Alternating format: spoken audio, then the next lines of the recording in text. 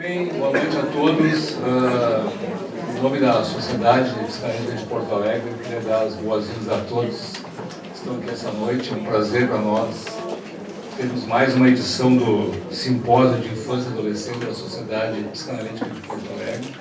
É o nosso 21º simpósio, que é uma atividade já tradicional da nossa sociedade, sempre conectada, a sociedade e o simpósio, conectados com os temas da atualidade que tange aos crianças e adolescentes, enfim, a psicanálise da infância e adolescência.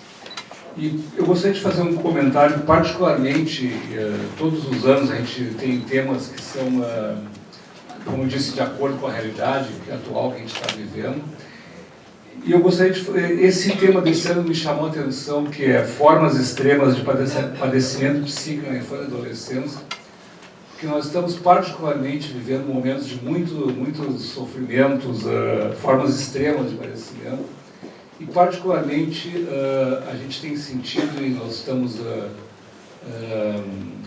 assim, com vontade de discutir, uma questão que está surgindo o enorme sofrimento dos jovens que estão nas nossas universidades, né?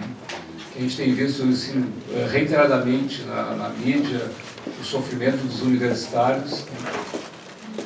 Claro que não é bem exatamente na fase da infância e adolescência, mas acho que pegam essas formas extremas. E eu acho que vai ser muito útil para nós, muito aproveitável esse tema do simpósio, porque é um tema que tem nos chamado a atenção e nos preocupado muito. Então, eu acho que, mais uma vez, a Sociedade Psicanalítica de Porto Alegre e a sua diretoria de infância e adolescência discute temas da maior relevância e muito atuais. Então, eu vou passar a palavra para o Dr. Rui Anes, nosso diretor de infância e adolescência, tá? Que vai introduzir o simpósio e os nossos convidados. Tá bem. Obrigado. Bom, boa noite a todos. Eu queria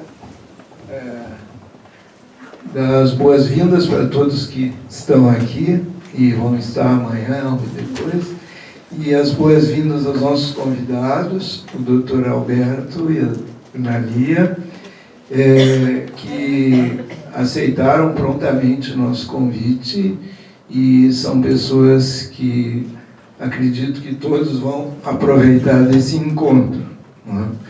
Nós teremos atividades, então, amanhã e no sábado, pela manhã. Amanhã à noite também tem um jantar, que tem ainda algumas vagas, que quem quiser se inscrever na secretaria.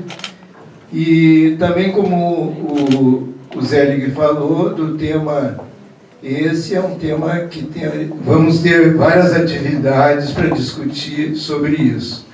Gostaria de registrar a presença aqui da doutora Joyce Goldstein, que é representante na FEBRAPSE, da infância e adolescência, e da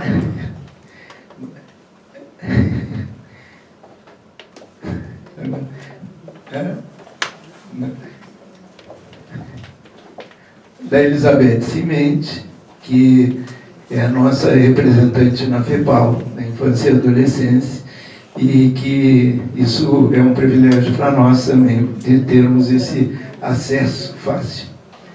Bom, o doutor Alberto, vou dar uma lidinha assim bem rápida. O doutor Alberto é um médico psiquiatra, membro, analista de data da APA, e é ex-diretor do Instituto de Psicanálise Angel Garma, onde ministra seminários desde 92. Professor convidado para o curso de mestrado de Estudos da Subjetividade, Filosofia e Letras da Universidade de Buenos Aires e no de doutorado da Universidade de Salvador. Autor de livros como Questões em Psicanálise, Lacan e o Debate sobre a Contratransferência, coautor do livro Rota sobre o Perdão e Fundamentos Metapsicológicos na Clínica Analítica Atual. Doutora Analia Wald é doutora e PhD em Psicologia pela Faculdade de Psicologia da Universidade de Buenos Aires, egressa do Instituto de Psicanálise Angel Garma, professora titular de Clínica de Crianças e Adolescentes no curso de mestrado em Psicanálise da Associação Psicanalítica Argentina, Universidade de El Salvador, professora adjunta na Cátedra de Psicopedagogia Clínica da Faculdade de Psicologia de Buenos Aires, diretora do Programa de Assistência Psicopedagógica da Faculdade de Psicologia Hospital de Clínicas José de San Martín de Buenos Aires, diretora de pesquisa da Universidade de Buenos Aires sobre o tema Problemas de Aprendizagem, Complexidade e Abordagem Interdisciplinária, com sede no Hospital de Clínicas. Supervisora clínica no Hospital Psiquiátrico Infanto-Juvenil Tobar Garcia, colaboradora da revista de psicanálise Caliban, como editora da versão em inglês. Esses são os nossos convidados. Depois de tudo isso, eu também gostaria de agradecer a nossa equipe da Diretoria da Infância e Adolescência, o Cristiano Frank, a Denise Labude, Flávia Maltz, a Suzana Fortes, Suzana Sor, e a Regina.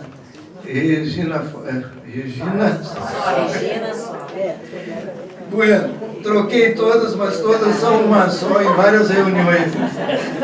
Tá? O meu abraço e obrigado a uma equipe distinta e competente.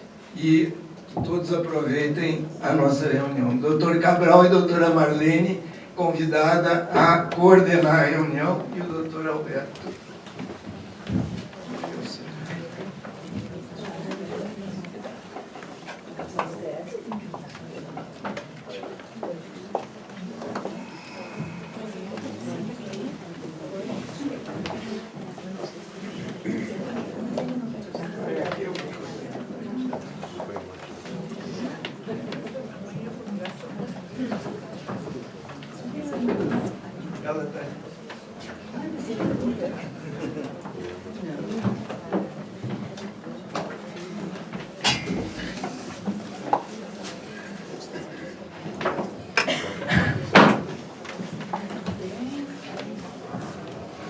Boa noite a todos. É uma satisfação, uma honra para mim estar aqui coordenando essa nossa abertura do simpósio. Nos emociona saber que já estamos aos 21. Maioridade. E maioridade. Ao mesmo tempo que começamos muito ligados a vocês em Buenos Aires. Temos muita gratidão a tudo aquilo que nos foi transmitido também. Quer dizer que vocês também fazem parte dessa criação. Então é um prazer muito grande tê-los conosco. E eu acho muito bonito ver assim, essa turma toda aqui. Éramos poucos, agora já somos vários. E também queria cumprimentar a Joyce pelo cargo que ela também vai, diretora da FEBRAPSE, né, de criança? Coordenadora. Então, e a Beth Cimente também. Então, são pessoas que nós formamos, que nós trabalhamos e que agora estão aí multiplicando e desenvolvendo a nossa disciplina. Muito obrigado, vamos ouvir, muita satisfação. Buenas noches a todos. Le quiero agradecer a Luis y a las autoridades de la sociedad por la invitación. Es un gusto grande para mí, también para Analía, estar con ustedes y tener la posibilidad de conversar sobre los temas que nos propusieron. Vamos a tener un ritmo intenso de trabajo hasta el sábado, una maratón de trabajo. Yo preparé el texto que les voy a leer ubicando como título la convocatoria a las jornadas, formas extremas del padecimiento psíquico en la infancia y la adolescencia actuales. Yo voy a leer despacio, si no me entienden, me paran y retomamos.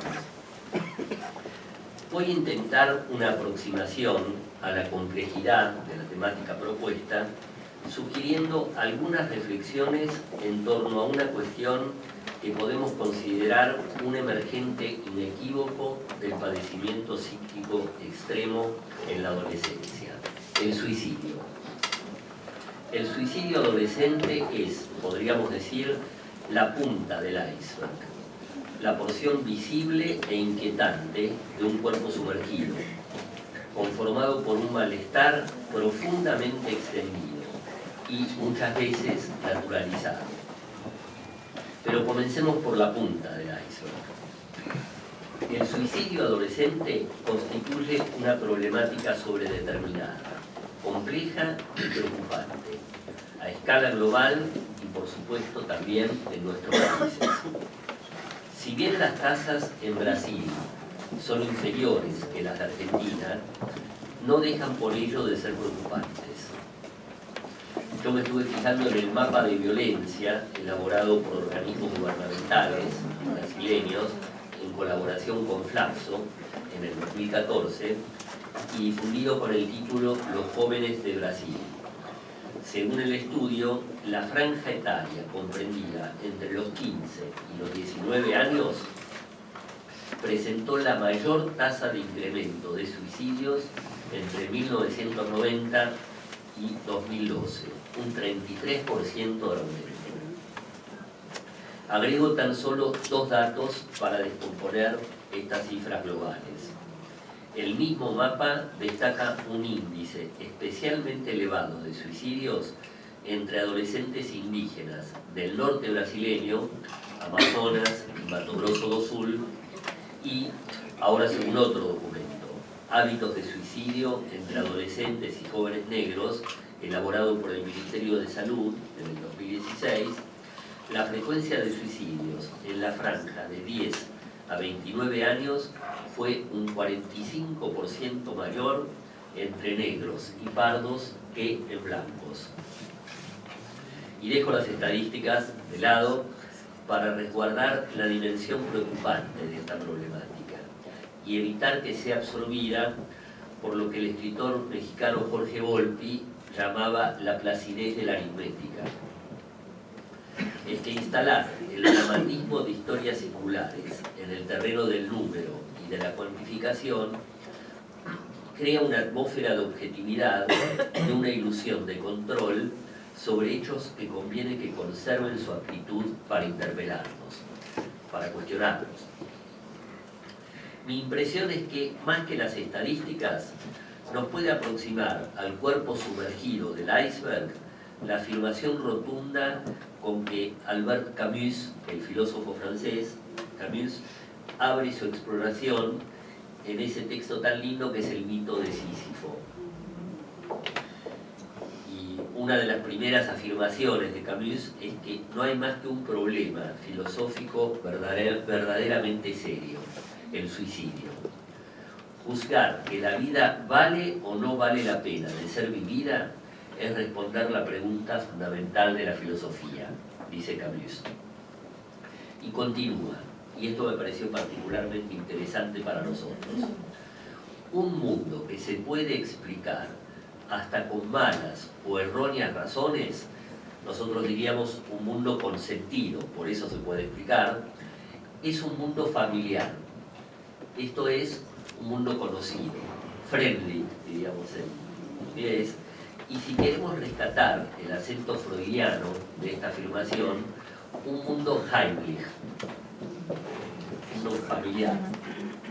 Por el contrario, sigue Camus, en un mundo privado repentinamente de ilusiones y de luces, privado de sentido, el hombre se siente extraño, inheimlich, diríamos con Freud. Hasta ahí la referencia de Camus. Transitamos una época que nos expone con más virulencia al registro angustiante del sinsentido, de la inquietante extrañeza, tanto más a las generaciones jóvenes, que cuentan con menos recursos simbólicos para procesarlo.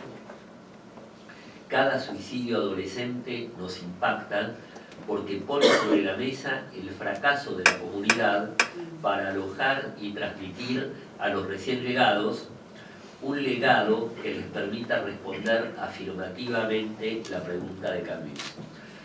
Responderla afirmativamente sería decir, sí, tiene sentido vivir una vida. En la primera clase de su seminario sobre angustia, esto es en 1962, Lacan se pregunta sobre las razones del surgimiento de la filosofía existencialista en los comienzos del siglo XX y le otorga un carácter sintomático. Él dice que toda una filosofía tome como punto de partida de su reflexión a la angustia, transmite una verdad de la época, que es una época angustiada, y propone una metáfora sugerente para atrapar esta verdad. Nos habla del encabritamiento de los caballos de la historia, y dice que en ese encabritamiento de los caballos de la historia reside el desasosiego que de más en más hace presa del hombre contemporáneo. Esta expresión del encabritamiento es bonita, al menos en castellano, y con ella Lacan evoca lo que en alemán es el Graualmachen, que era una de las fuentes de angustia de Juanito. Cuando Juanito tenía miedo que los caballos se pararan en dos patas, se encabritaran. Entonces, ¿cómo entender esta metáfora de Lacan? Si hasta fines del siglo XIX los grandes ideales del progreso y el nihilismo parecían orientar en forma previsible el carro de la historia, los acontecimientos del siglo XX, mencionemos tan solo la ferocidad de las dos guerras mundiales, Hiroshima, los genocidios, pusieron brutalmente en cuestión esta visión optimista y esperanzada. La observación sobre el encabritamiento de los caballos de la historia anticipa así, en casi 30 años, la conocida tesis de Lyotard sobre la caída de los grandes relatos. Se entiende entonces, es la conclusión de Lacan, que la subjetividad contemporánea se encuentre de más en más expuesta al registro del sinsentido. Es lo que hace de nuestro presente histórico un real traumático, que promueve en forma creciente la angustia y las posiciones subjetivas emparentadas con ella, en particular el pasaje al acto y el acting out. Frente a este presente, todos somos guaritos, todos estamos angustiados, parece decirnos Lacan. Resuena también en la metáfora de Lacan del encabritamiento de los caballos de la historia una referencia a Hegel, el gran optimista en el progreso de la historia. Ustedes han de conocer que después de la batalla de Jena, cuando las tropas de Napoleón entran en Jena, Hegel está en un balcón y ve pasar a Napoleón montado en un caballo blanco, por supuesto, y al frente de su ejército. Y el mismo día le escribe a un amigo: he visto a la idea absoluta montando su corcel blanco. Bueno, podríamos decir en broma que el corcel contemporáneo, actual, pondría severamente a prueba las aptitudes de jinete de Napoleón. Bueno, por supuesto que no se trata solo de Lacan y de Lyotard. Son muchos los pensadores contemporáneos que han centrado su atención en distintas facetas que hacen a esta particularidad de la época que nos toca. Gilles Lipovetsky, un filósofo francés, se ha referido al crepúsculo del deber. ¿Se dice crepúsculo también acá? Sí. Crepúsculo del deber. Y a la ética indolora que le corresponde. Descafeinada, podríamos decir también con Zizek, una ética descafeinada, que se acompaña de imperativos morales blandos, privados del rigor apremiante que tan solo 2 siglos antes podía describir Kant, con el imperativo moral severo. El historiador inglés Eric Hobsbawm ha documentado una de sus consecuencias, lo que él llama el deslizamiento hacia las formas, el deslizamiento hacia la barbarie en las formas actuales de hacer la guerra. Ahí donde armas cada vez más letales quedan en manos, dice Hobsbawm, de hombres que han perdido la brújula moral que debería guiar sus actos. Hombres que han perdido la brújula moral que debería guiar sus actos. La socióloga Silvia Gemureman ha estudiado, ahora en los ámbitos cotidianos de nuestras grandes ciudades, la emergencia de lo que caracteriza como una violencia gratuita, antiutilitaria y hedonista, que sostiene el accionar de las nuevas pandillas adolescentes. Las maras, las llaman así, las maras centroamericanas, son el prototipo. Las maras son un tipo particular de pandillas adolescentes que surgieron en Puerto Rico, se fueron irradiando hacia el norte del continente y llegaron a Nueva York, por supuesto. Maras, ¿no? Acá no las conocemos. Bueno, Silvia Gemureman acudió, a mí me gusta mucho, le invitamos al seminario que dictó en APA.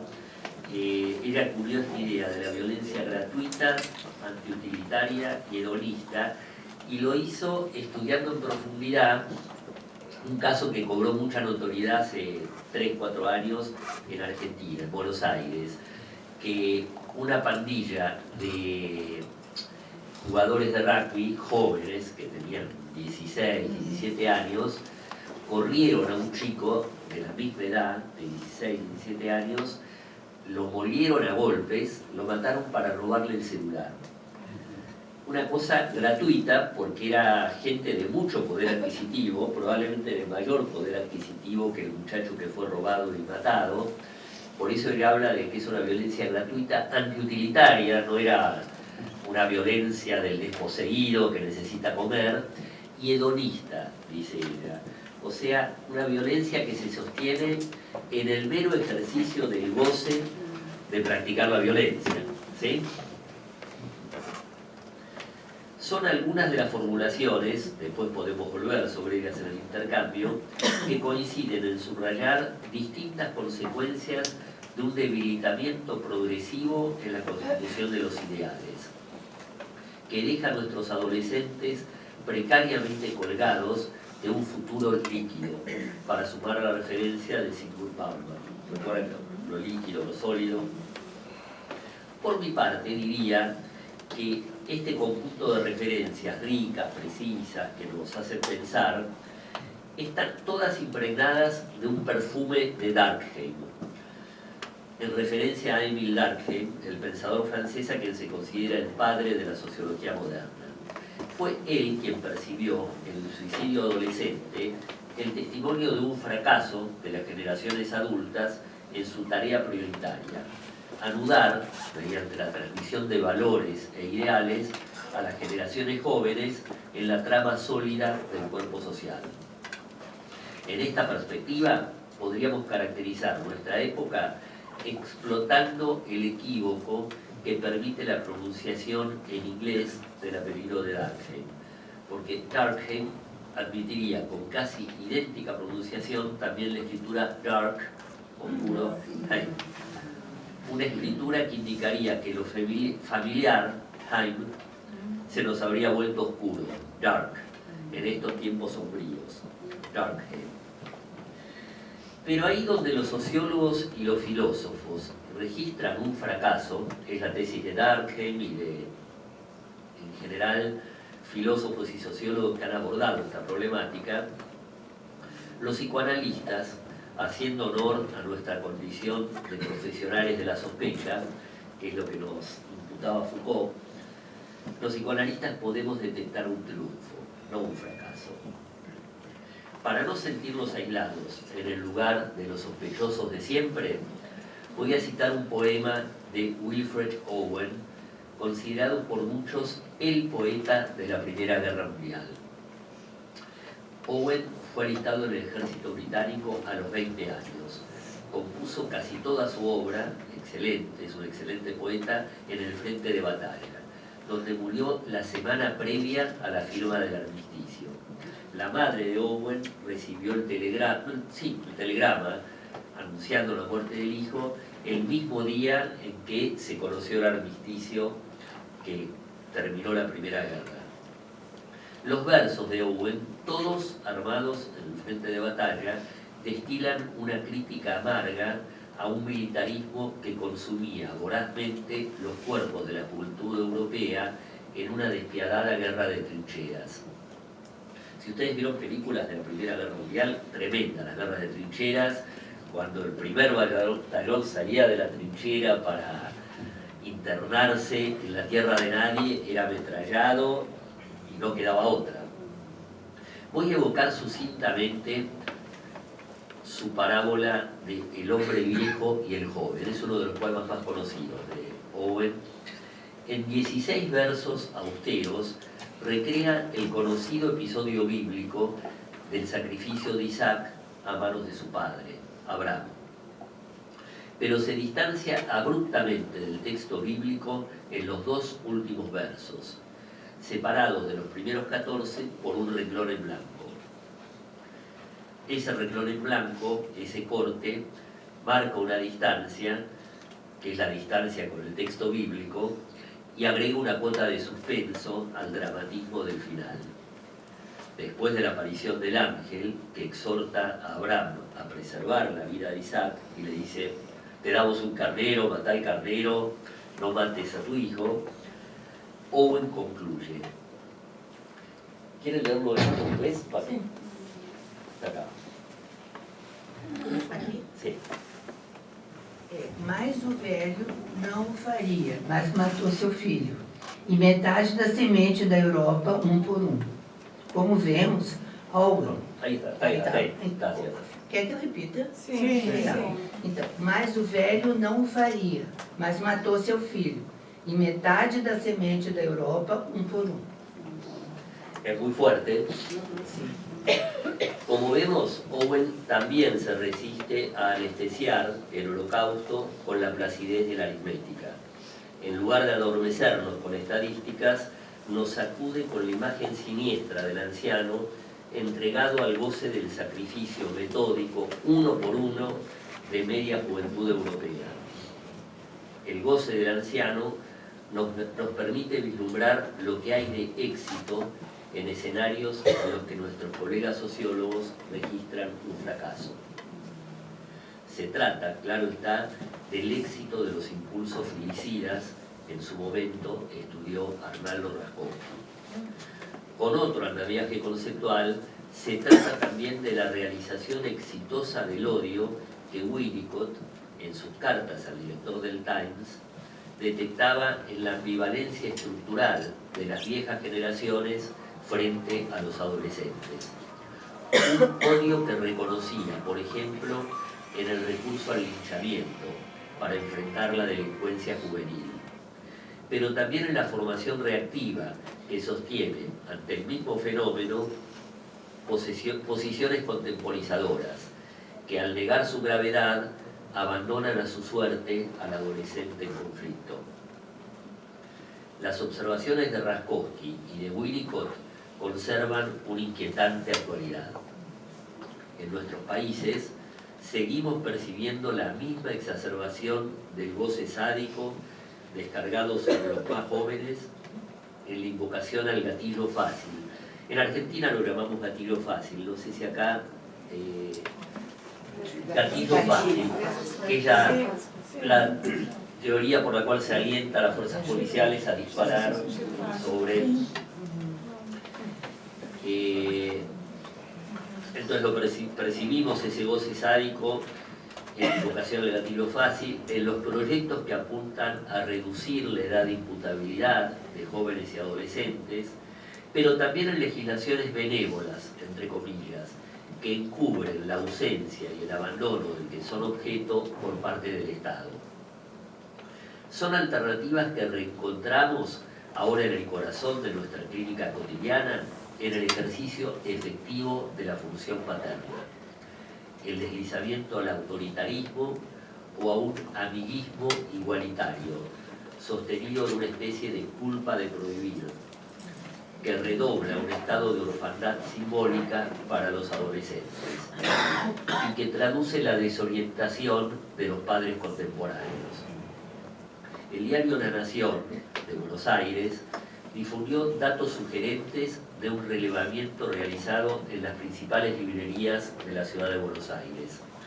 Es sorprendente que las ventas de libros que más han crecido en los últimos años corresponden a libros de autoayuda. y dentro de ellos los dedicados a futuros padres, huérfanos de ayuda. Esta orfandad simbólica adolescente, correlato de la desorientación de los padres contemporáneos, se suele traducir en una tendencia a la socialización del sujeto adolescente por la vía sintomática. Los frecuentes episodios de alcoholismo grupal o de consumo grupal de drogas, las epidemias de suicidios, estaba viendo, acá seguramente se dio también esa serie de Netflix, 13 Reasons Why. Bueno, al mes siguiente del estreno de la serie, en Estados Unidos se registró un aumento del 29% de las tasas de suicidios en la franja de 13 a 17 años, muy fuerte. La generalización de los trastornos de alimentación, bulimias y anorexias, son buenos ejemplos de este proceso de socialización del adolescente por la vía sintomática, por la vía de compartir el síntoma. El tropiezo con la precariedad de la oferta identificatoria del mundo adulto impulsa al adolescente a satisfacer su demanda identitaria, afianzando su pertenencia a pequeñas tribus, constituidas en torno a identificaciones sostenidas en modalidades sintomáticas de goce compartidas por el grupo. La droga, el alcohol, conductas de riesgo.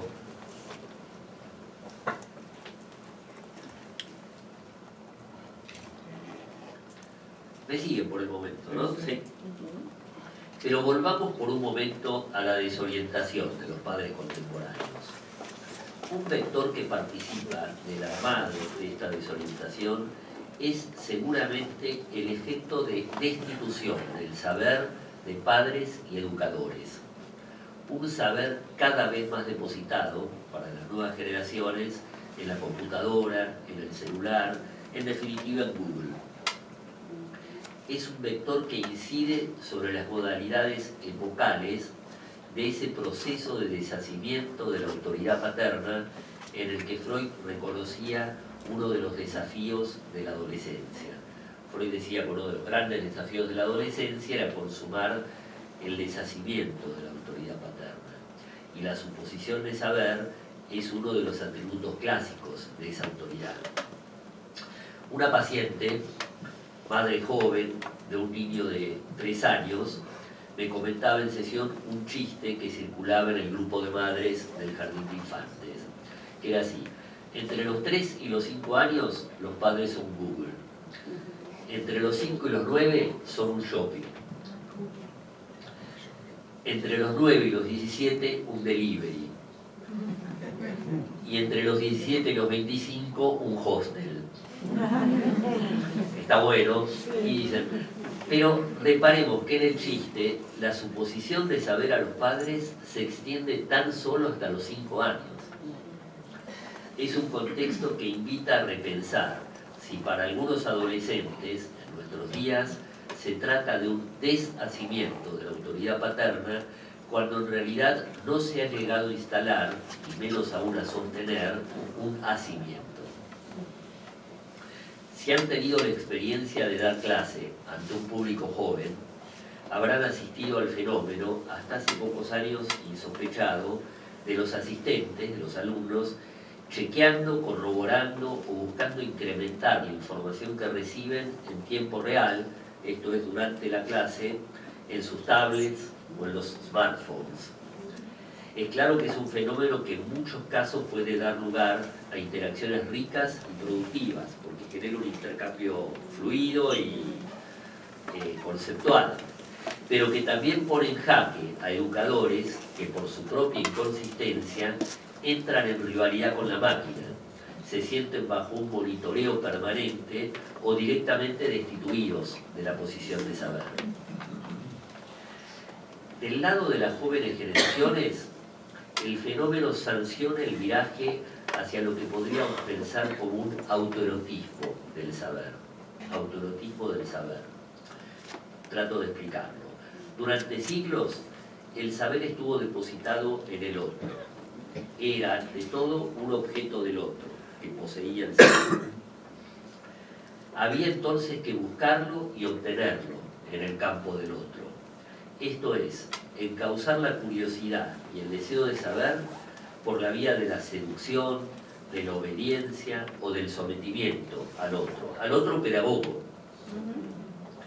Eran todas opciones que suponían el desarrollo de una estrategia más o menos refinada respecto al deseo de ese otro.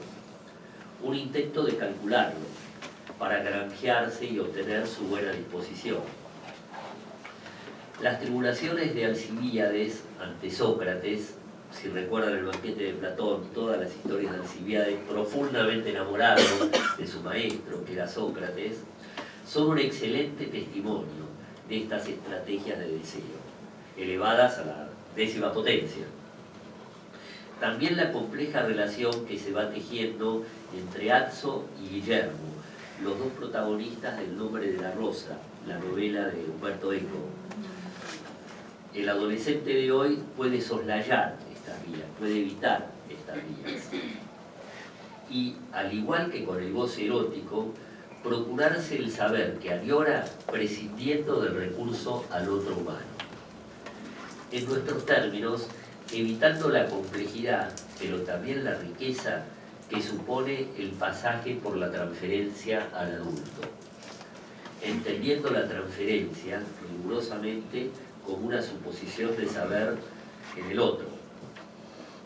Esto es, aplanando el espesor subjetivo que durante siglos supuso el proceso de transmisión y adquisición de conocimientos. Aquí encuentran su lugar las fantasías tan actuales de transitar una experiencia psicoterapéutica mediante el software sofisticado provisto por los desarrollos de la inteligencia artificial. Vieron que hay mucha fantasía y mucho desarrollo de concepciones en relación a que va a llegar un momento en que el mejor terapeuta va a ser un software adecuado. Esta desorientación de los padres contemporáneos ha sido recogida por Lacan en una tesis temprana que sostuvo con ligeras variantes a lo largo de su enseñanza, la tesis de la declinación progresiva de la función paterna. Es solidaria, como ahora veremos, de una reformulación de las funciones del superyo freudiano y permite anudar la doble vertiente de déficit y de exceso que, como hemos visto, caracteriza nuestra época.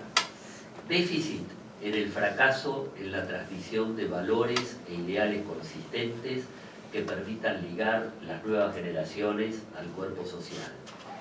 Exceso en la emergencia de un goce destructivo que por distintas vías se ensaña con esas mismas generaciones. Para ser breves, digamos que Lacan desdobla el superyo freudiano en dos funciones divergentes. Las podemos desprender de los dos enunciados contradictorios que el mismo Freud le adjudica en el yo y el ello. Así como el padre no debe ser, así como el padre debe ser. El primero, así como el padre no debe ser, es normativizante y es regulador, y es portavoz de la dimensión pacificante del Edipo, si se quiere, de la buena herencia del padre. Corresponde, en la lectura de Lacan, a la función del ideal del yo. El segundo, por el contrario, corresponde para Lacan al superyo propiamente dicho, así como el padre debe ser. Constituye el retorno del empuje al goce irrestricto que encarna la figura mítica del Urvater en Tótem y Tabú. Es el relevo del padre primordial, que fuera reincorporado en el banquete totémico. La razón por la cual su asesinato no solo es el origen de la ley, sino también el origen del impulso a transgredirla y a gozar del exceso. Alisa. Es una inclinación al exceso que también registra la psiquiatra brasileña Alexandrina Meleiro, la han de conocer seguramente, coordinadora de la Comisión para la Lucha contra el Suicidio de la Asociación Brasileña de Psiquiatría. En una entrevista a la agencia Brasil, comenta los múltiples factores, el cuerpo del iceberg del que hablábamos al comienzo, que llevan a los jóvenes a quitarse la vida. la punta del iceberg. Y dice Alexandrina: aumento del abuso de droga, incremento del alcoholismo, el privilegio del tener sobre el ser, el todo y rápido y el consumismo son factores que hacen que los jóvenes no sean capaces de desarrollar tolerancia a la frustración y terminen optando por quitarse la vida. Hasta ahí Alexandrina. El matiz que agrega Lacan es que esta inclinación al exceso cobra la forma de un imperativo tiránico, con las mismas características que reconocemos en los mandatos compulsivos del superyo en la neurosis obsesiva. Quienes trabajamos con adolescentes solemos enfrentarnos, como Alexandrina, como todos ustedes, con conductas de exposición al riesgo cada vez más frecuentes, por consumos problemáticos desregulados, por la participación en situaciones de violencia, por descuidos y excesos de velocidad al conducir, por la afición a deportes extremos, deportes entre comillas. Contamos, claro está, con distintas herramientas teóricas y clínicas para aproximarnos a estas situaciones complejas y permitir su procesamiento analítico. Las nociones de pasaje al acto y de acting out son dos de ellas. Mi impresión es que las elaboraciones del sociólogo francés David Le Breton pueden ayudarnos a iluminar aún más este campo de nuestra experiencia. Le Breton considera que el coqueteo con el riesgo en algunos adolescentes constituye muchas veces no tanto un pasaje al acto, sino lo que denomina actos de pasaje. En sus estudios de campo recoge de poblaciones adolescentes, y acá lo cito, el sentimiento de estar ante un muro infranqueable que los separa del mundo adulto y que los condena a habitar una suerte de presente que nunca termina, despojado de todo porvenir. Hasta ahí la cita de Le Breton. Es un sentimiento que parece brotar de un registro compartido. La frontera entre el mundo adulto y el mundo adolescente, destaco lo de frontera porque es el próximo congreso de FEPAL, el eje de frontera. La frontera entre el mundo adulto y el mundo adolescente ha ido perdiendo la fluidez propia de un lugar de tránsito para convertirse en una aduana cada vez más rígida, en particular para los sectores más vulnerables. Aquí podemos recuperar el valor de las tasas muy superiores de suicidio entre los jóvenes indígenas y los de color que mencionamos al comienzo. Susan Sontag, la crítica literaria estadounidense, en un texto bastante anterior a los estudios de Le Breton, un texto muy lindo que se llama Imágenes Torturadas, por ahí ustedes lo leyeron, que fue un texto que publicó en el New York Times cuando se produjo, después de la invasión estadounidense a Irak. Han de recordar que en la cárcel de Abu Ghraib un grupo de soldados estadounidenses, en particular era una soldada estadounidense que se llamaba Leslie England, se hizo famosa porque sacó fotos en su celular que se divulgaron, para mala suerte de ella, en círculos importantes en Estados Unidos. La mandó como si fuera una broma a amigos, los amigos la mandaron a sus otros lados y eran imágenes muy feas porque eran soldados iraquíes sometidos a torturas, a sevicias, obligados a comer sus excrementos. Bueno, y Susan Sontag elaboró un texto muy lindo que se llama Imágenes Torturadas, justamente, y hizo toda una reflexión sobre el aumento de la violencia en la sociedad estadounidense. Y se centró en particular, y tiene que ver con nuestro tema, en el deterioro progresivo de nuestros rituales de iniciación. Los rituales de iniciación, recuerdan que los antropólogos han estudiado que sancionan el paso de una franja etaria a otra, del adolescente al adulto, etc. Y lo que Susan Sontag muestra es que progresivamente se van transformando en rituales grotescos, cada vez más violentos y humillantes para con los recién llegados. y ello lo verifica en el sadismo que impera en las ceremonias de graduación, en el ingreso a los cuarteles, en las Fuerzas Armadas, en las despedidas de soltero, que son micro rituales de iniciación cada vez más sádicos. Puede entenderse entonces, cuanto más sádicos son, pierden eficacia simbólica y en ese punto pierden su posibilidad de respaldar y acompañar al que hace el tránsito en ese momento de acceso a ese otro mundo al que ingresa. Puede entenderse entonces que algunos adolescentes queden cada vez más expuestos a construir por sus propios medios sustitutos paródicos de rituales de iniciación. Sería el lugar de los actos de pasaje. Las conductas de riesgo, en su diversidad, constituyen, en estos casos, escenarios en el que el adolescente se pone a prueba, verifica su consistencia, su entereza, llegado el caso su virilidad, su feminidad, incluso la versatilidad de su posición sexual. La cultura adolescente del aguante parece ajustarse a estas pautas. En Argentina el aguante es una expresión que primero popularizaron las hinchadas de fútbol, que cuando se enfrentan a otra hinchada aguantan, resisten, ¿sí? Y las tribus adolescentes tomaron mucho esa idea del aguante, y entonces tomar mucho alcohol hay que aguantarla. La droga hay que aguantarla, y aguantarla es una muestra de, efectivamente, de entereza, de consistencia, con el riesgo que expone. Bueno, este encuentro de la Sociedad Psicoanalítica de Porto Alegre que estamos inaugurando va a ser sin dudas un ámbito propicio para debatir respuestas adecuadas a estos nuevos desafíos que nos propone la clínica actual.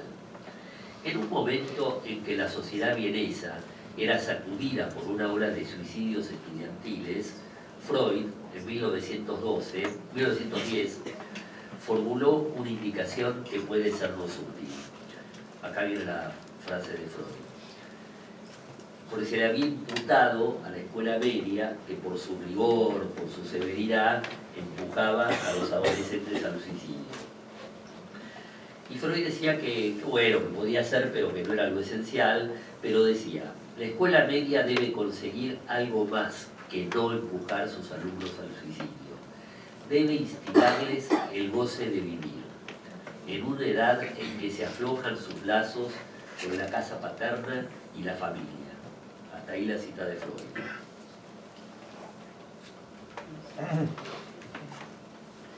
En una época como la nuestra, en la que, como hemos visto, los lazos familiares y sociales se presentan de por sí aflojados, la tarea de instilar el goce de vivir parece cobrar una importancia particular y señala una orientación rica, no solo para la escuela, sino para todos los practicantes de la función simbólica, entre los que Lacan nos incluía a los analistas.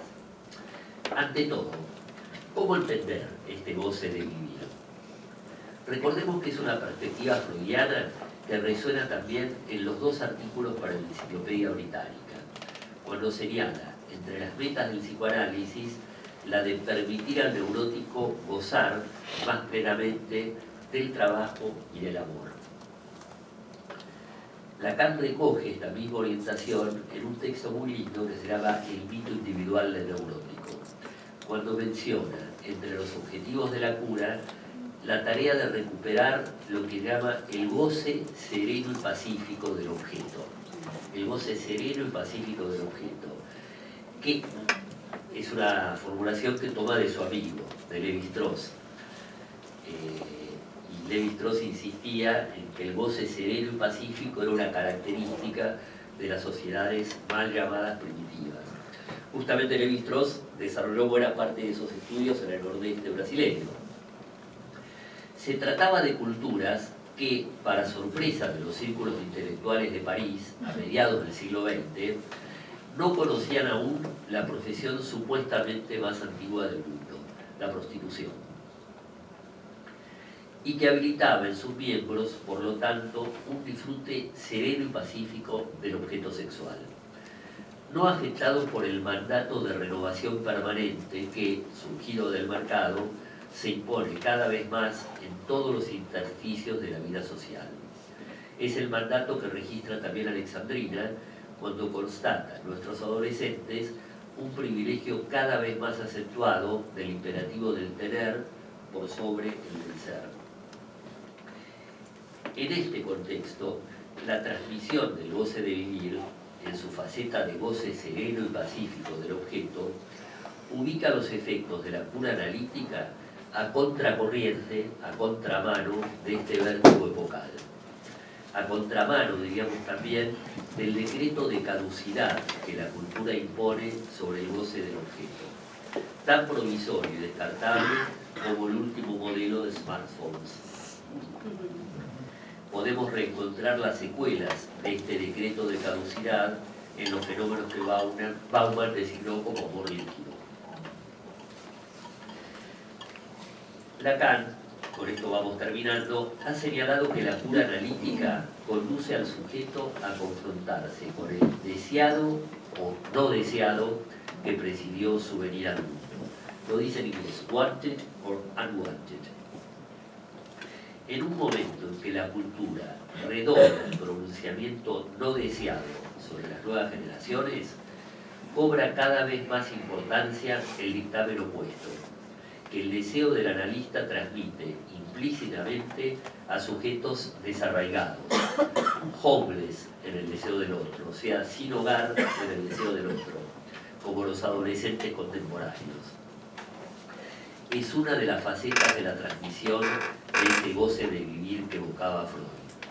Algunas coyunturas clínicas pueden requerir del analista actos que lo hagan explícito.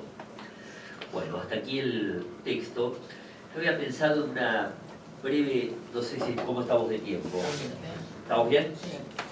Una muy breve referencia clínica que tiene que ver con esto, que la tomé de una colega que supervisa conmigo. Es una colega joven de APA que trabaja con un adolescente tardío, tiene unos 20 años, pero bueno, es una de las notas de la adolescencia, por estos ritos de pasaje que se eternizan, tiene toda la estructura, la modalidad de un adolescente que tiene 20, 21 años, que es un muchacho que se expone a conductas de riesgo fuertes, importantes, sobre todo en la cuestión del manejo. Tiene una moto, tiene un auto, y el auto y la moto los maneja a velocidades raudas, ha tenido accidentes, afortunadamente no severos, pero que han estado en el borde de ser severos. Y la preocupa mucho a la analista, sobre todo la preocupa mucho porque algunas de esas conductas de descuido las tiene yendo a la sesión de análisis. Y entonces cuenta que para llegar rápido, no llegar demasiado tarde, pasó 3 semáforos en rojo, que esquivó a un colectivo. Bueno, y lo cuenta como una proeza. Tiene toda la característica de estos actos de pasaje a los que describe Breton. Y la analista está preocupada y se sorprendió a sí misma cuando en una sesión, al empezar, el paciente le vuelve a decir que se pasó 4 semáforos en rojo, que esquivó un colectivo, y la analista se sorprende diciéndole, bueno, pero cuidado, yo a vos te quiero sanito y enterito. Y ni bien le dijo eso, dijo, ups, ¿qué dije? Porque es una colega joven, no hay tanta distancia de edad con el muchacho, pero lo notorio es que tuvo una eficacia clínica notable esto, porque a partir de ahí se empezaron al menos en la avenida análisis, este paciente empezó a serenar y pacificar el goce, que no era sereno y pacífico, y que desplegaba en las llegadas análisis. Me parece que es interesante porque la analista vivía con culpa en la supervisión haber dicho lo que había dicho. Y lo que temía es que hubiera sido una intervención seductora para con el muchacho, Te quiero sanito y enterito, que además es un muchacho muy bien parecido, o sea, muy, ¿cómo se dice? Lindo. ¿Cómo? Guapo. Bonito, exactamente. Pero me parece que son el tipo de situaciones que dan cuenta del efecto de rectificación subjetiva que pueden tener intervenciones que no son clásicas, que no son propiamente interpretaciones, porque no sacan a la luz un contenido inconsciente reprimido, pero que ponen en escena, en forma dramática, la fuerza convocante del deseo del analista que conduce la cura, y que puede tener tanta más eficacia en estas franjas de adolescentes que aparecen como homeless en relación al deseo del otro, como desarmados. Bueno, paro acá y en todo caso podemos conversar.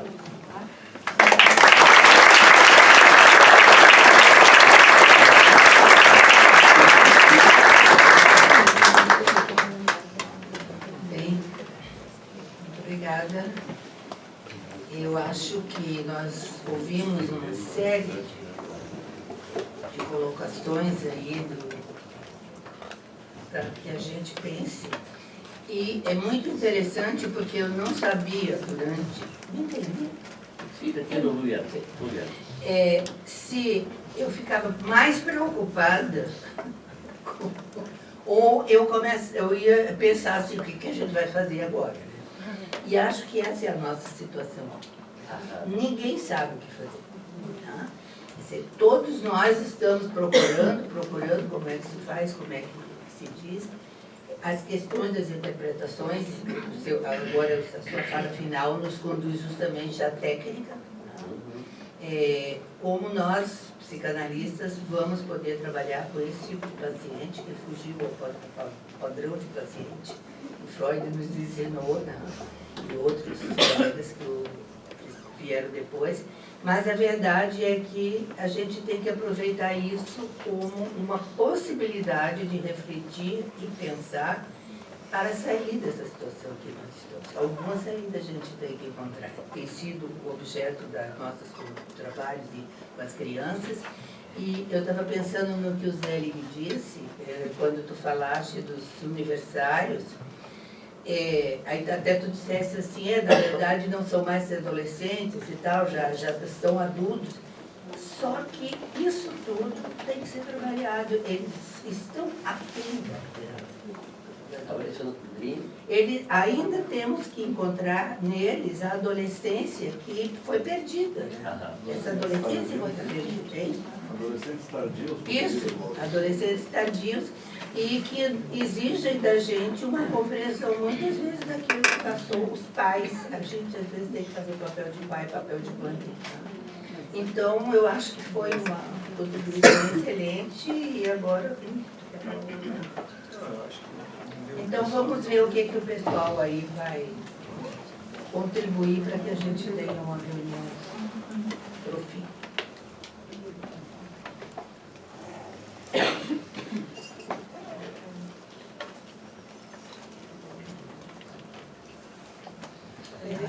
Bom, eu gostaria de cumprimentar o Dr. Alberto. Obrigado. Gostaria de cumprimentar o Dr. Alberto Cabral pela sua conferência, pelo seu material, que nos traz, assim, nos aborda muitas facetas do problema. Vou tentar falar bem despacio. Enfim, autores não psicanalíticos, colocando uma abordagem mais sociológica, enfim. Mas a abordagem mais sociológica do Durkheim era de um tempo em que estávamos, enfim, começando a descrever, de um ponto de vista sociológico, esse fenômeno tão importante.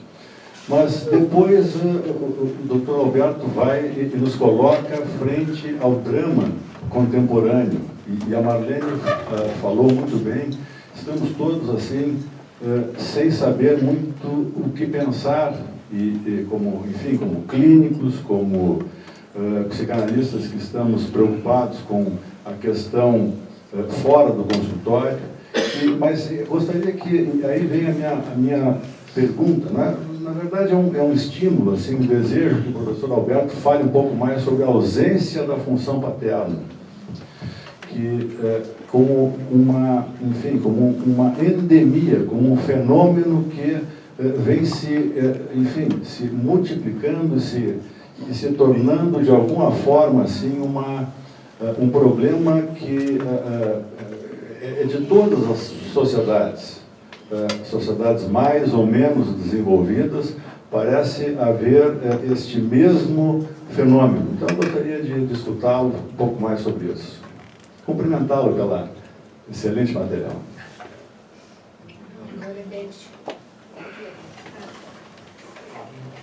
Bom, eu queria agradecer a presença do Alberto aqui e dizer do prazer de escutá-lo mais uma vez.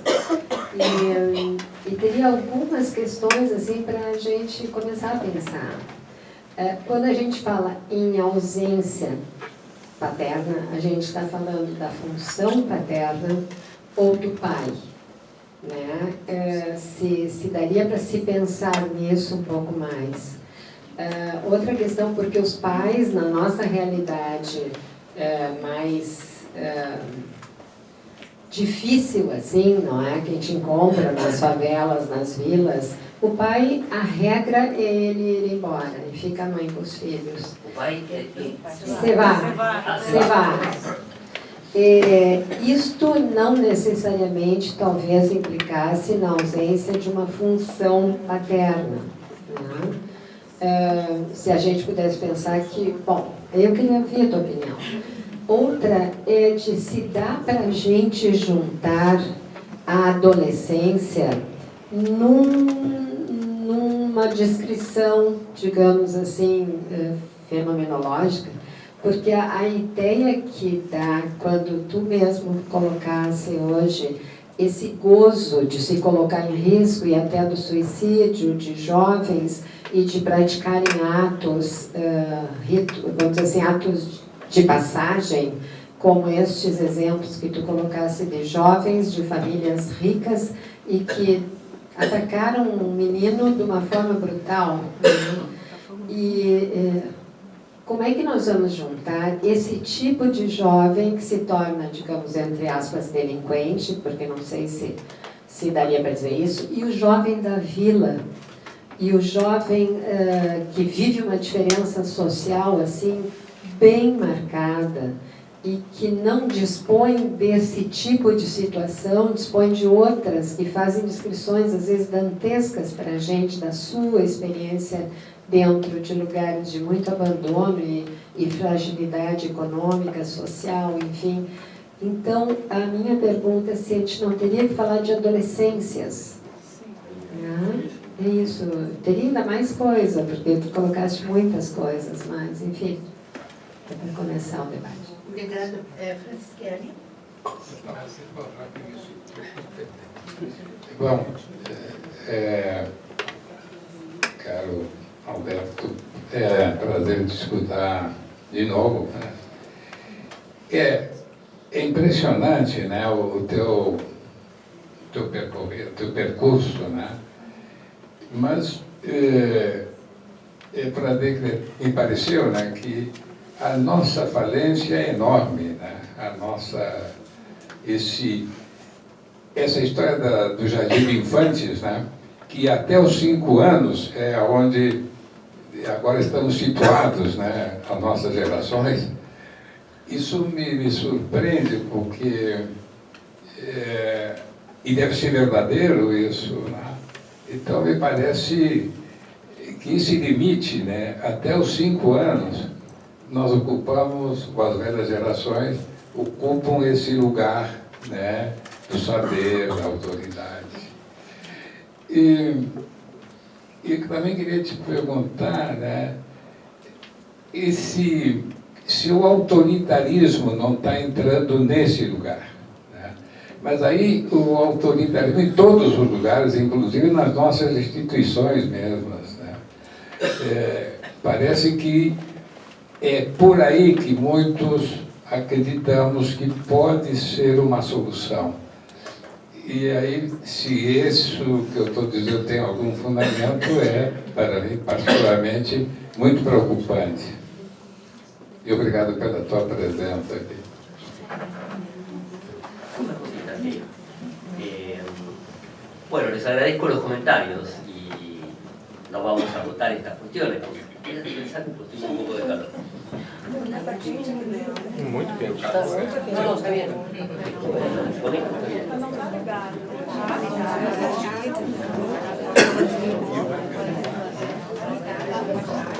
Tá ligado no quente.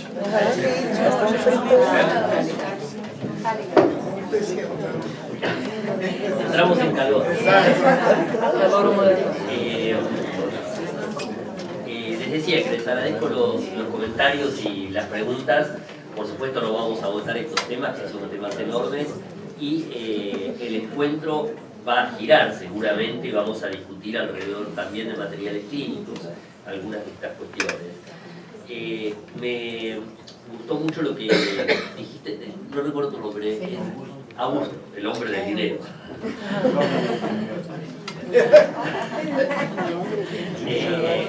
Me gustó mucho lo que trajiste, Augusto, en términos de endemia. Hablabas de una endemia, perdón, que hablabas de una suerte de endemia en relación a esto que Lacan ubica como una declinación de la función paterna. No tanto ausencia, declinación, porque ausencia supone que no existe. Es un tema de discusión en grupos psicoanalíticos, sobre todo en grupos lacanianos. Ustedes han de haber escuchado que Jacques Alain-Miller, Éric Laurent, durante varios años estuvieron sosteniendo mucho la idea de que estábamos en la época en la que el otro no existe, ¿sí? Que recoge esta idea de ausencia. Después la rectificaron porque efectivamente es muy aventurado decir que no existe el otro. Más bien la impresión es que, y recogiendo lo que traía Beth, que me parece que efectivamente no se trata de la adolescencia, sino que adolescencias. Hay franjas muy, muy diferentes y como decía Beth, una cosa son los adolescentes de la villa, otra cosa son los adolescentes universitarios que pertenecen a clase media más o menos acomodada en nuestras ciudades. O sea que podríamos decir un poco como Carl Schmitt decía, quien dice humanidad miente. Podemos decir quien dice adolescencia miente porque hay muchas adolescencias y es difícil totalizar. Pero con los matices propios de los distintos segmentos en los que se fraccionan nuestras sociedades y nuestras culturas, me parece que se sostiene el observable de una declinación, de una degradación de la función paterna. Y ahí hay también un matiz, ¿no? Porque no es lo mismo declinación y degradación. Son dos términos que utiliza Lacan. Y me parece que la noción de degradación va más en la línea de lo que traía Leonardo, en el sentido de, por ejemplo, el intento de suplir lo que declina con un reforzamiento paródico de la autoridad, del goce de la autoridad, del goce severo de la autoridad. Entonces, esto que lo vemos a nivel del gran otro estatal, ¿sí? Lo vemos también a nivel del gran otro ubicado en el microescenario familiar, donde la exacerbación de la violencia familiar por la vía de cierto incremento de lo que podríamos pensar como figuras autoritarias de quienes sostienen la función paterna, tiende en muchas oportunidades a cubrir, a disimular este costado de declinación, de vacilación de la autoridad paterna.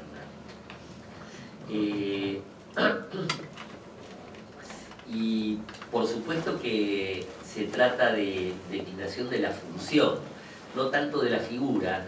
Y ahí también hay todo un tema muy rico, porque es claro que cuando hablamos de deterioro de la función paterna no nos referimos directamente a lo que pasa con el padre de carne y hueso.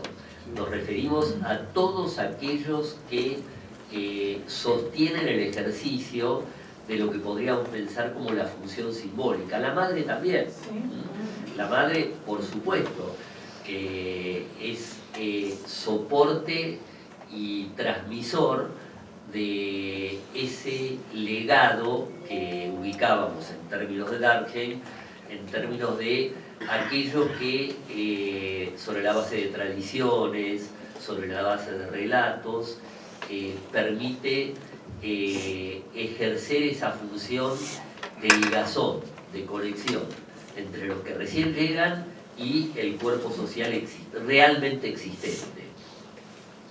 Yo me parece que es un tema muy rico, da para mucho.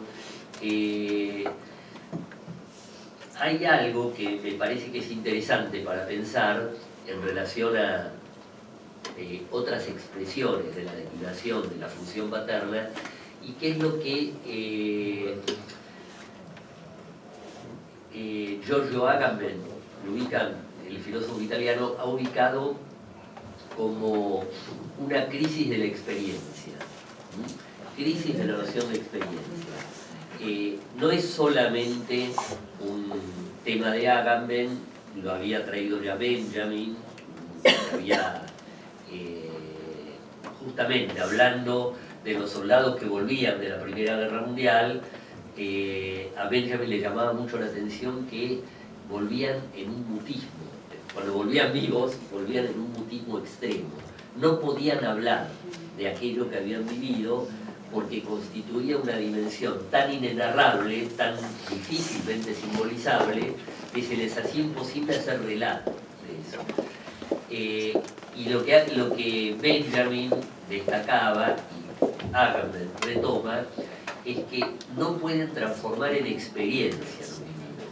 Ahí donde la experiencia supone hacer de lo vivido algo que se pueda transmitir, algo que se pueda transmitir a otro, ponerlo en relato, ¿sí? Y me parece que es algo que también forma parte de cierta atmósfera de la época. El hecho que tantas veces se ha señalado, no es algo novedoso, pero se inscribe en esta dirección, de que vivimos en un exceso de información, y que ese exceso de información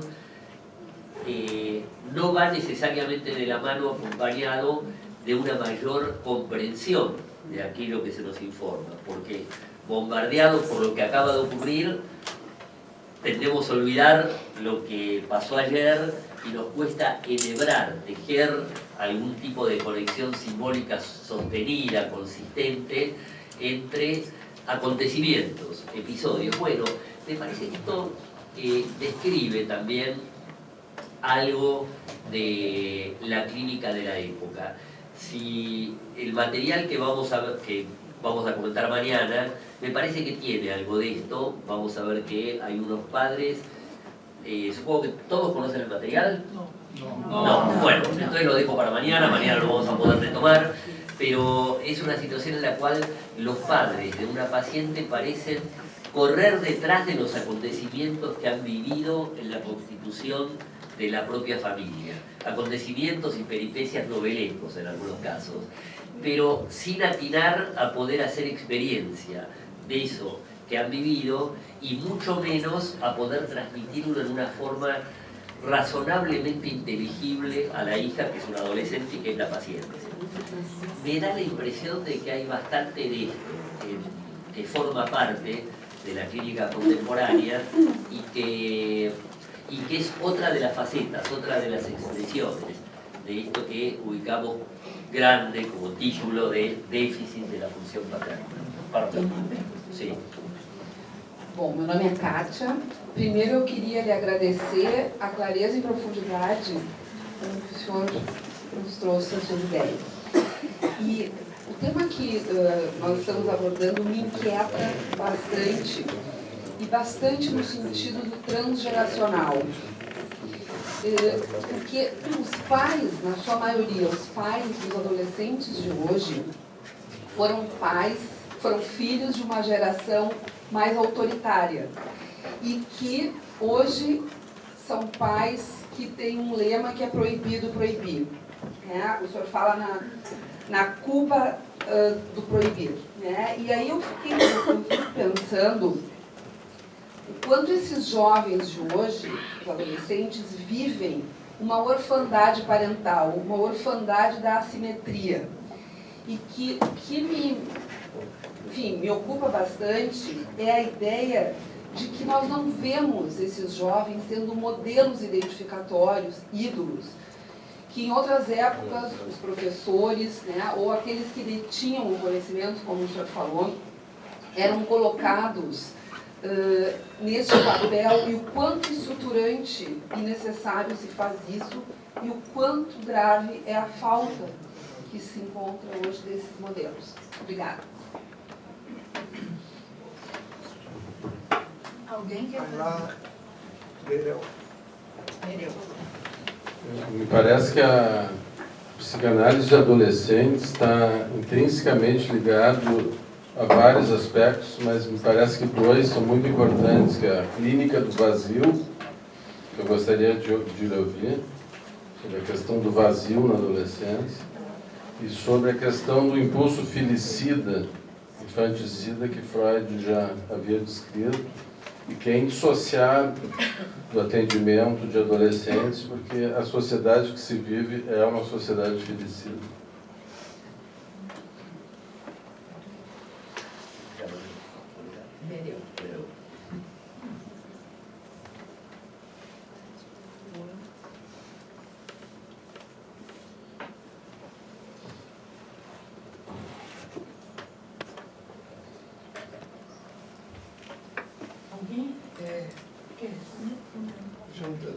Juntas as duas. Sí, bueno, comparto lo que... Estoy de acuerdo con lo que dicen. Efectivamente, me gusta esta forma de que Cacha trae, orfandad de asimetría, porque efectivamente yo lo ubicaba por el lado del deslizamiento al amiguismo que se ve en algunas estructuras familiares, en las que hay como, inclusive en algunas situaciones, adquiere una forma grotesca, como una especie de asambleísmo familiar para intentar acordar determinaciones que involucran aspectos importantes de la vida de la familia, pero donde se hace difícil para estos padres, que vos muy bien decís, han sido hijos de una generación de padres autoritarios, y que en ese punto no han saldado debidamente las cuentas con sus trayectos edípicos. Y en ese punto lo siguen dirimiendo con los hijos, pero de la mala manera. Y vos mencionabas este tema de la orfandad de modelos, que efectivamente es así en todos los órdenes. Hubo todo un periodo en que la clase política daba modelos a adolescentes, momentos en los que la política tenía un sostén fuerte en ideales, en proyectos, en propuestas. Ahí hay un vacío, indudablemente. Hay un ejemplo muy fuerte en Rosario, que es una ciudad muy importante de Santa Fe, una provincia argentina. En las villas de emergencia en Rosario se ha desarrollado en los últimos 8 o 10 años con muchísima fuerza el narcotráfico, pero de una forma muy impactante. Eran zonas que estaban de alguna manera vírgenes de la presencia del narcotráfico. En los últimos 10 años ha crecido muchísimo, y es notorio que ha crecido a expensas, en desmedro, no sé si se entiende, de lo que antes era la presencia de distintos grupos políticos en las villas de emergencia.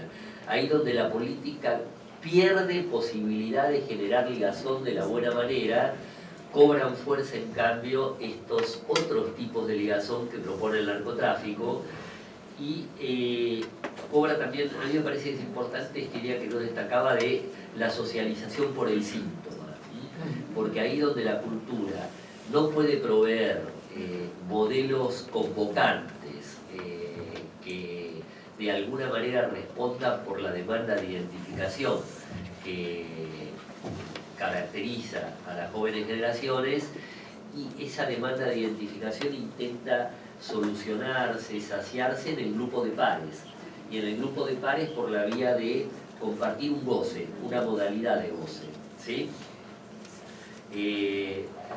Bueno, y todo esto confluye en relación a esto que Moura mencionaba en relación a la crítica del vacío, ahí donde se produce esta orfandad identificatoria, esta orfandad simbólica. Seguramente lo que pulula, lo que se despliega es este registro de vacío, de sinsentido, al que yo me refería al comienzo de la exposición, pero seguramente que ese es un núcleo duro.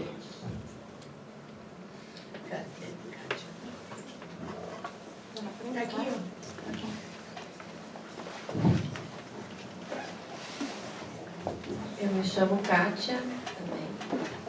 E quero agradecer a conferência, enfim, os ensinamentos. A minha questão fiquei curiosa a respeito da técnica, na medida em que, uma vez que não se consegue mais transformar em experiência as experiências com os pais, e quando os pais também deixam de ser modelos, eu entendo que é por isso que os adolescentes ficam cada vez mais voltados para si e não sabem mais pedir ajuda e vão se encastelando, se deprimindo e vão eventualmente chegar a formas extremas, né, de sofrimento e até a tentativa de suicídio. Eu me conectei muito com a história da sua aluna, de que passou a ser modelo, então, para o seu paciente. Fiquei pensando se essa seria uma forma de substituir os modelos e como a gente poderia, então, transformar em narrativa, em experiência, um modelo que não existe. Como fazer essa ligação, talvez metapsicológica, já que não deveríamos estar nesse papel, mas estamos sendo, porque não há outra maneira.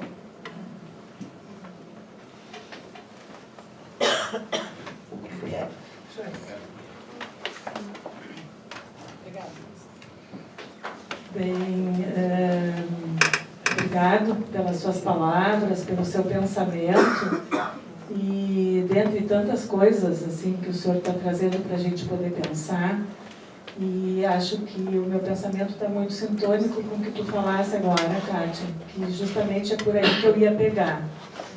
Eu fiquei pensando e gostei tanto do que a sua supervisionanda falou, e eu fiquei pensando no ops, que talvez tenhamos que fazer mais ops. Eu acho que nós entramos, às vezes, o senhor disse que ela é jovem, e aí eu fiquei pensando se nós não temos que sair, nós os não tão jovens, de um lugar que talvez estamos naturalizando a escuta e às vezes até desconsiderando as adolescências. E temos uma escuta muito preocupante, muito atenta, mas nos falta nos desconstruirmos um pouco das nossas vivências, das nossas experiências, tanto de ensino, quanto das nossas vivências próprias pessoais, né, dos nossos édipos e etc. e tal. E então eu fiquei pensando que talvez a gente tenha que poder se soltar para poder fazer mais, ops, falei, pronto, falei, né? E a outra questão que eu queria sublinhar, que a Beth trouxe, né, das diferenças, da questão, né, dos adolescentes na favela, na vila, que a gente tem tido uma experiência de contato bem intensa, e eu concordo, são adolescências, né? Eu também fiquei pensando que o índice maior de suicídio que o senhor traz são de adolescentes índios e negros. Que o índice maior são de índios e negros. E eu fiquei pensando que esses são os que não chegam nos nossos consultórios. Então, como poder pensar, seja metapsicologicamente, seja psicanaliticamente, sem incluir essas questões sociais, essas questões onde talvez, né, a função paterna vinculada ao Estado, a função paterna que vai falhando de poder oferecer uma subjetivação maior para essas crianças e esses adolescentes. Aonde que a psicanálise poderia entrar aí para a gente poder pensar? Né? Obrigada.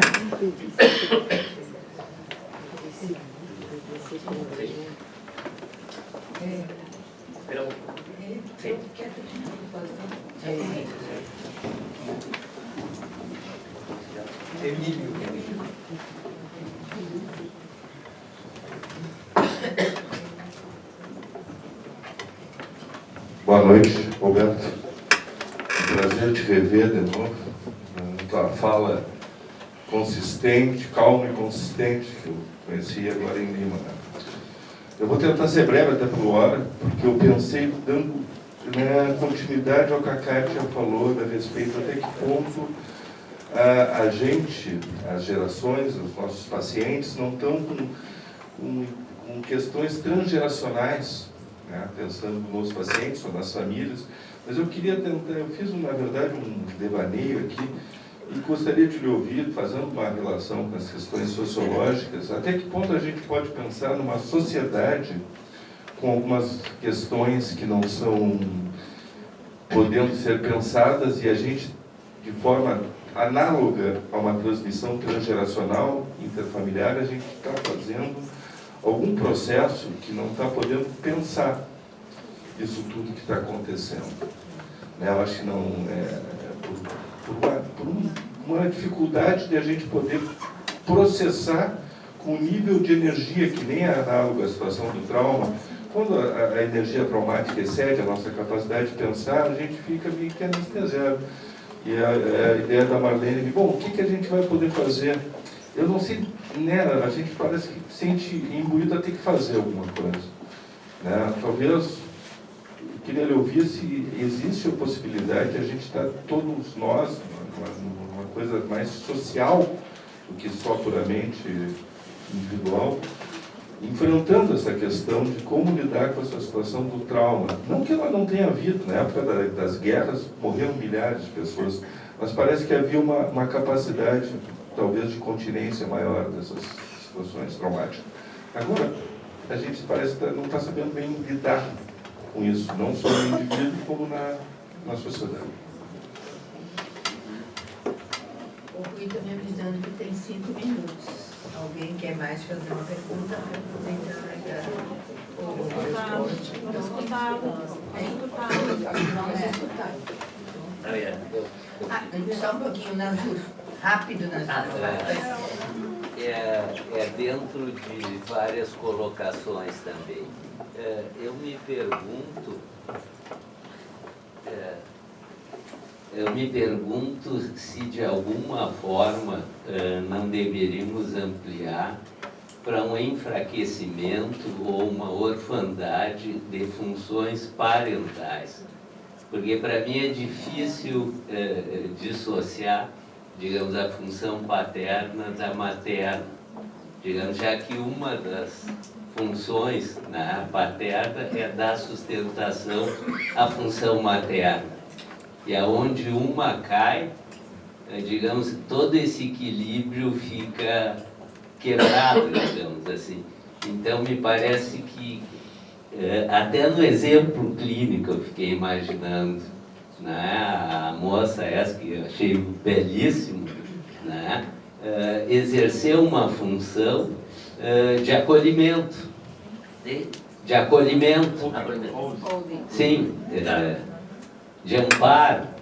Né? Então, me parece que seria mais preciso ampliar esse enfraquecimento de função, não só um declínio da paterna, mas que, bom, é um equilíbrio dinâmico aí, mas mais para lhe perguntar, obrigado.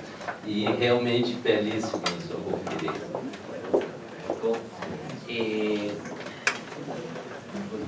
Bueno, breve, pero bueno, les agradezco mucho las intervenciones en general, que nos permiten ir pensando, totalmente de acuerdo con lo que trae Nasur. Es más, yo tomo la idea de degradación de la función paterna, es la forma inicial en la que Lacan planteó su tesis. Pero a lo largo de su enseñanza, Lacan la fue puliendo, manteniendo lo esencial, pero ajustando aspectos de la formulación. De hecho, él después pasó a hablar de déficit de la función simbólica. Déficit de la función simbólica abarca, es más abarcativo que la referencia empírica al padre.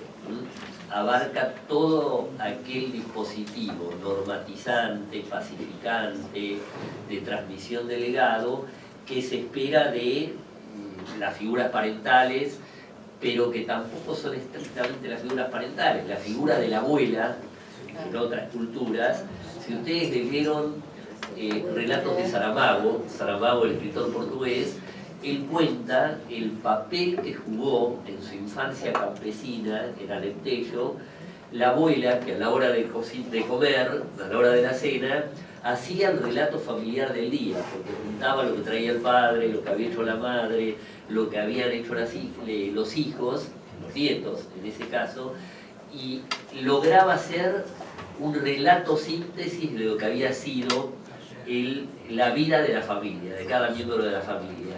Es un buen ejemplo, podemos pensar ahora, de transformar los acontecimientos singulares del día de cada uno de los miembros de la familia en una experiencia compartida, experiencia en el sentido que hablábamos antes. Y lo insisto con lo de experiencia porque los grandes autores freudianos han hablado de experiencia analítica. Bion se ha referido a la experiencia analítica, Winnicott ha hablado mucho del sentido de la experiencia de estar a solas en presencia de la madre. ¿Recuerdan? Lacan también ha valorizado mucho el campo analítico como experiencia, como el lugar en el que se producen acontecimientos que marcan un antes y un después. Ese es el sentido fuerte de la noción de experiencia. Entonces, totalmente de acuerdo con lo que vos traes, y en este sentido me gustó mucho esto que traía Cacha y que traía Joyce. Cada una lo decía. Joyce hablaba de más subs, vos traías de no deberíamos.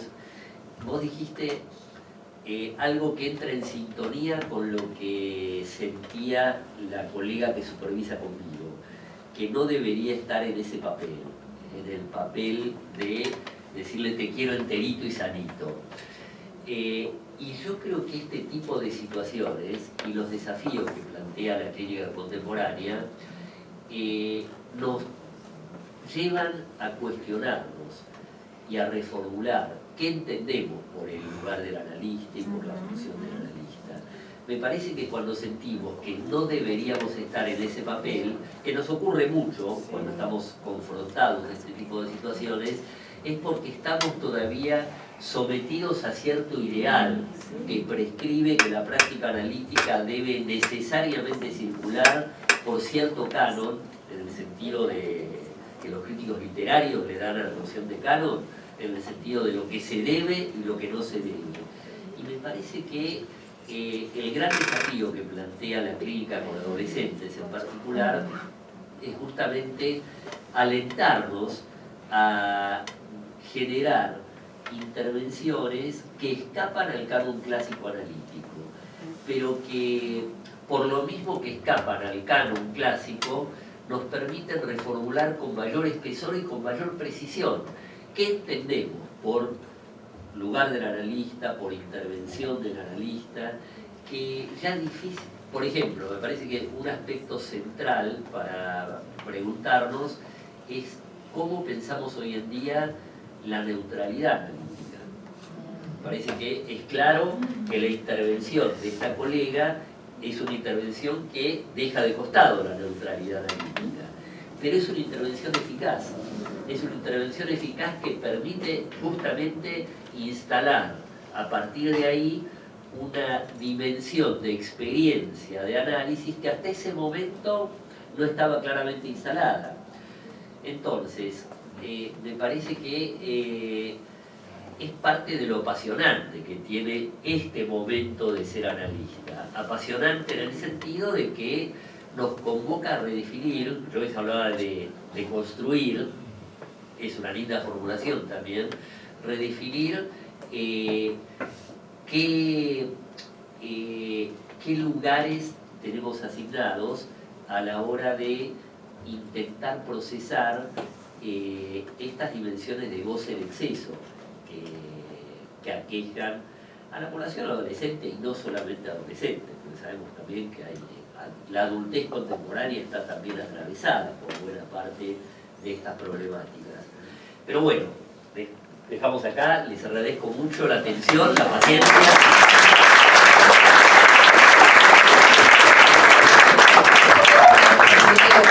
Eu queria agradecer muito, estivemos hoje muito enriquecidos. E uma coisa que eu queria dizer agora, e que eu acho que é muito importante na relação nossa com o nosso paciente, e que o Nazur, quando comentou, eu acho que ele tocou nisso, assim, eu me importo com isso. O que a colega disse foi isso, olha, não morra, não volte, porque eu gosto de ti, eu quero te cuidar. E o que eu noto hoje é que as pessoas não sabem dizer isso. As pessoas não sabem dizer, olha, meu filho, tu é muito importante para mim, porque, não, é assim, porque eu sou tua mãe, eu tenho que fazer isso, tenho que fazer aquilo. Então, isso, o amor fica muito duvidoso. Até que ponto gosta ou eu sou um objeto de consumo, de esperança, enfim, de representação narcísica? Boa noite, foi muito agradável. Amanhã espero que todos